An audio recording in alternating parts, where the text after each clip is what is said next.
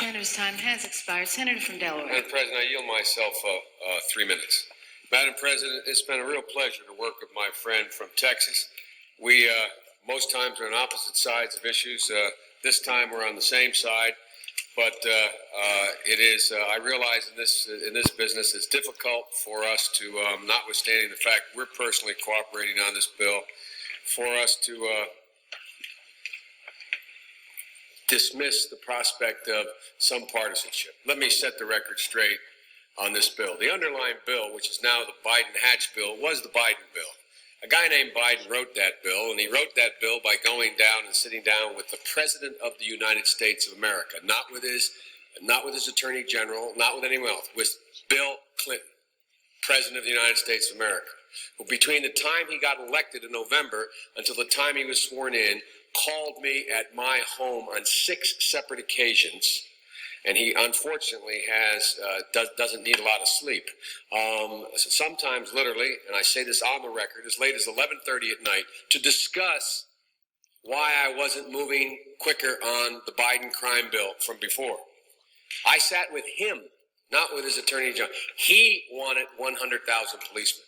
He does not view this as a social issue as opposed to trying to bring peace and security to the streets. As governor of the state of Arkansas, he presided over, as governor, the execution of individuals within the state and the death penalty. He supports the death penalty. He is the fellow who insisted that I bump this up from initially to when I said, where are we going to get the money? He said, well, all I know is I want 100,000 cops. I made that commitment. He had endorsed the Biden crime bill as a candidate when he ran. He is the one who talks about the need for stiffer penalties. So notwithstanding the fact some of the old Democrats and former presidents who were Democrats before Carter, I suspect, I don't know who we're talking about here, but in the old days, it is true. When Richard Nixon was running for president, Richard Nixon used to talk about law and order, and the Democratic response was law and order with justice, whatever either one of those meant. I never knew. I was running then in 1972. I didn't think Richard Nixon knew what it meant, and I didn't think the opposition knew what it meant. This president is very, very straightforward and simple. He knows there are 2 basic steps here. One step is you must take back the streets. And you take back the streets by more cops, more prisons, more physical protection for the people. He also understands what my friend from Texas understands, and doesn't talk a lot about, but he signed on to in this bill. He also understands the need to keep people who are first-time offenders, who are nonviolent offenders, or who are potential first-time offenders who haven't gotten, I yield myself an additional 3 minutes, who in fact are people who are getting themselves into the crime stream for the first time, that they should be diverted from the system.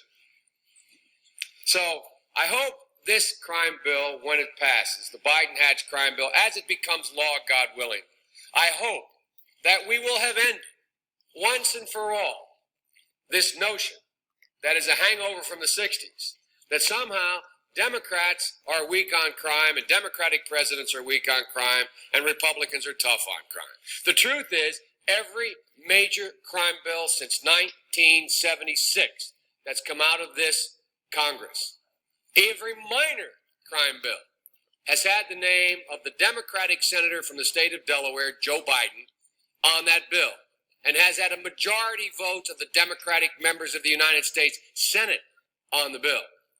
So one of the things I want to do in addition to ending the crime is end the political carnage that goes on when we talk about crime. Crime is not Democrat or Republican. Making the streets safe is not a Democratic or Republican issue. This is one of those issues I hope this passage of this bill will be taken out of the gridlock category and moved into an emerging consensus. And the consensus is as follows, and I will cease when I finish this statement. The consensus is, A, we must take back the streets. It doesn't matter whether or not the person that is accosting your son or daughter or my son or daughter, my wife, your husband, my mother, your parents, it doesn't matter whether or not they were deprived as a youth. It doesn't matter or not whether or not they had no background that enabled them to become socialized into the fabric of society. It doesn't matter whether or not they're the victims of society. The end result is they're about to knock my mother on the head with a lead pipe, shoot my sister, beat up my wife, take on my sons. So I don't want to ask what made them do this. They must be taken off the street. That's number one. There's a consensus on that. The Democratic chairman of the Judiciary Committee, the Democratic president of the United States of America, the Democratic attorney general, the Republican leader of this effort, Senator Hatch, the Republican senator from Texas, we all agree on that. Now, we can find some fringe folks in the study groups on the right wing and left wing, libertarians and left wingers in my party who say, no, that's not what we should do. But politically, that consensus has been arrived at. I acknowledge there was not that consensus in the 60s. There is today.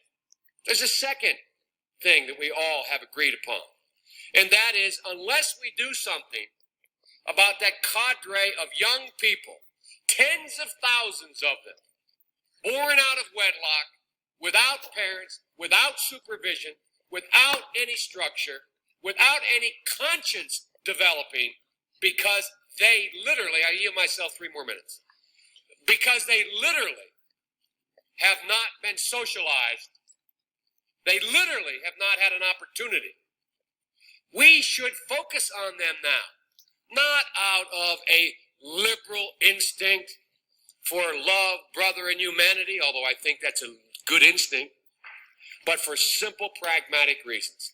If we don't, they will, or a portion of them will, become the predators 15 years from now. And Madam President, we have predators on our streets that society has, in fact, in part because of its neglect, created.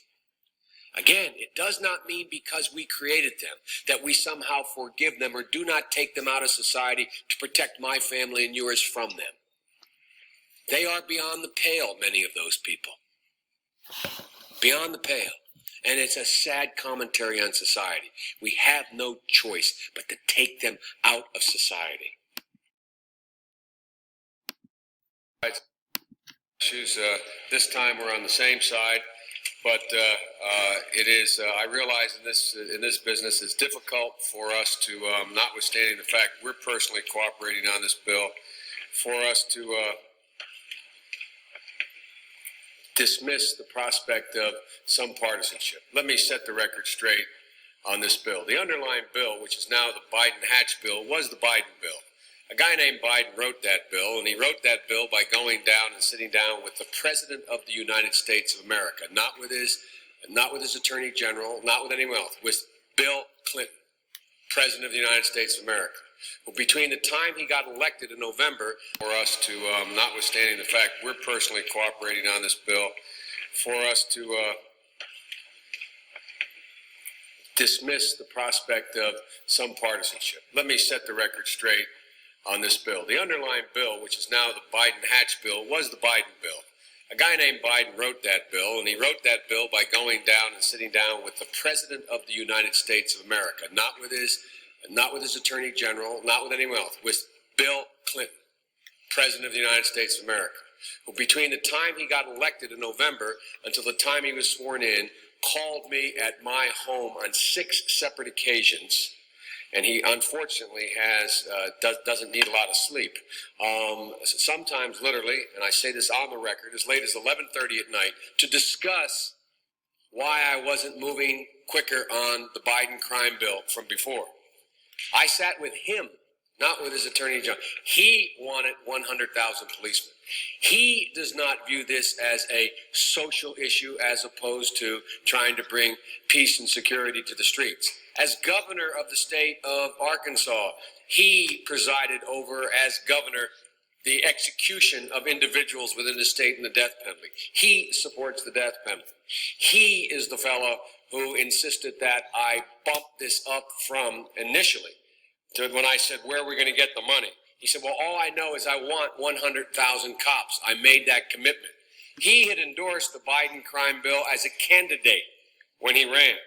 He is the one who talks about the need for stiffer penalties.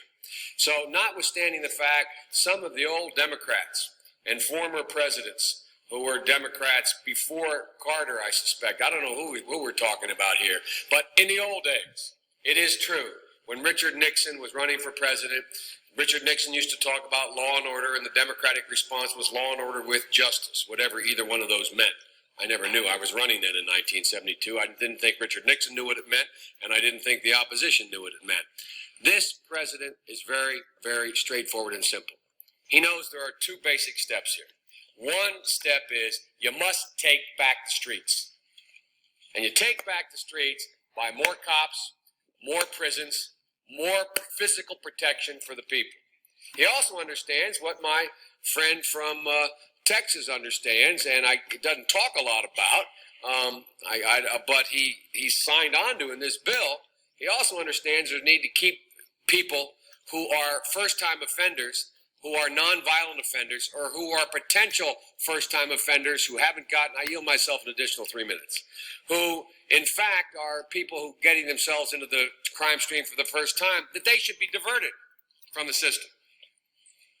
So I hope this crime bill, when it passes, the Biden-Hatch crime bill, as it becomes law, God willing, I hope that we will have ended once and for all this notion that is a hangover from the 60s, that somehow Democrats are weak on crime and Democratic presidents are weak on crime and Republicans are tough on crime. The truth is, every major crime bill since 1976 that's come out of this Congress, every minor crime bill has had the name of the Democratic senator from the state of Delaware, Joe Biden, on that bill, and has had a majority vote of the Democratic members of the United States Senate on the bill.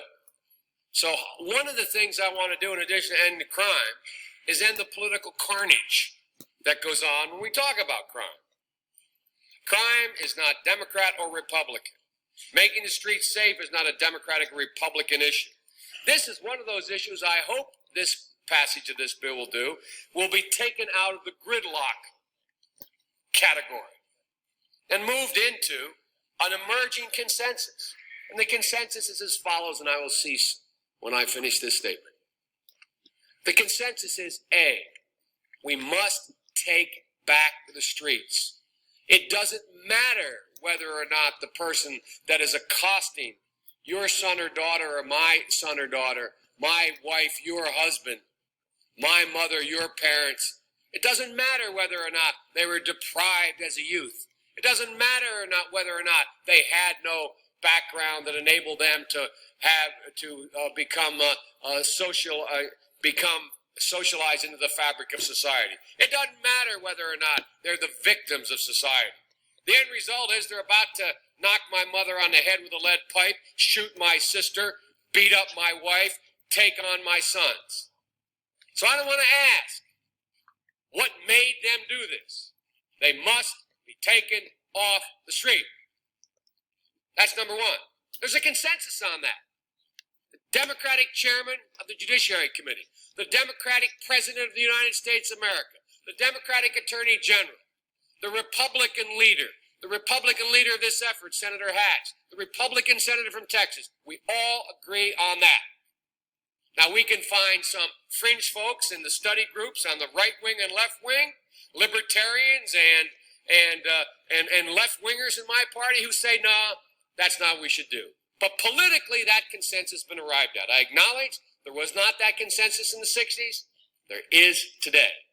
There's a second thing that we all have agreed upon, and that is, unless we do something about that cadre of young people, tens of thousands of them, born out of wedlock, without parents, without supervision, without any structure, without any conscience developing, because they literally, I yield myself 3 more minutes, because they literally have not been socialized. They literally have not had an opportunity. We should focus on them now, not out of a liberal instinct for love, brother, and humanity, although